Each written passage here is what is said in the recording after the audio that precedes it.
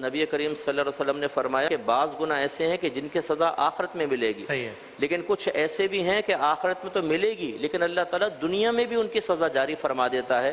और उनमें से एक वालिदैन के साथ बदसलूकी भी है। इस एक खातून ने मुझे बताया कि मेरे बेटे ने बेलन मार के मेरी यहाँ की हड्डी तोड़ दी। क्या कह रहे हैं आप अंदाजा, इतने जालिम। Oh my God। एक बेटे ने अपनी माँ को जो बीमार हो गई थी वॉशरूम के अंदर बंद कर दिया कि जी पेशाब कर देती हैं बिस्तर पे, वहीं करें सब कुछ, बाथरूम के अंदर, आप अंदाजा करें।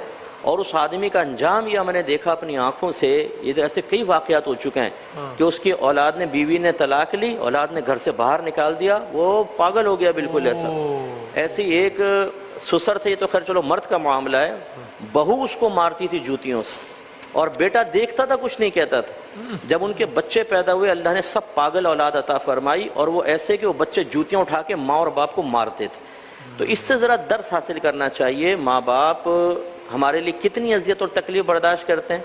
आज अगर माँ बाप का बिस्तर पे पेशाब निकल जाए हमारा मुंह बन जाता है, लेकिन हम देखें कि 4-5 साल तक हमने बिस्तरों पे कितना पेशाब किया, कितनी वोमिटिंग की, पॉटी वो धुलाई माँ ने, किस कदर वो मेहनत करती है। मुझे अच्छी तरह याद है कि सर्दियों में कभी बिस्तर पे पेशाब निकल जाता था, छोटे होते ना बिल्कुल मुन्ना, लेकिन मेरे जहन में भी तक तस्वुर है। तो मेरी अम्मी उठा के उसको साफ करके उधर गीली जगह पे चादर बिछा के उस पर लिटाती थी, वो नींद खराब करके। तो ये इसका मतलब है कि माँ बाप ने इतनी कुर्बानियाँ दी हैं, इसीलिए उनके अल्लाह ताला ने कमा रब्बा यानी सगीरा के अल्फाज इरशाद फरमाए कि जैसे उन्होंने बचपन में तुम्हें पाला ना, जरा उसका अब तस्वुर जहन में रखो।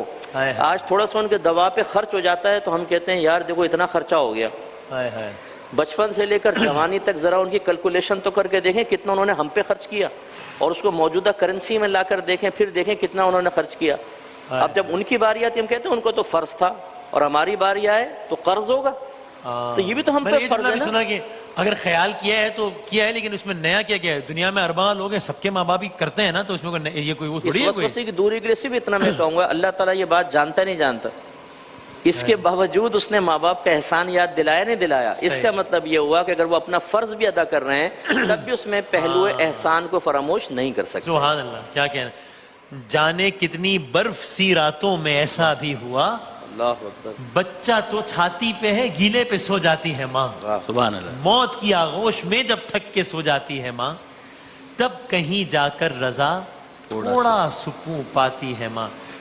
शुक्रिया माँ का कभी हो ही नहीं सकता अदा, मरते मरते भी दुआ जीने की दे जाती है माँ। सुभान अल्लाह। तो क्या कहने।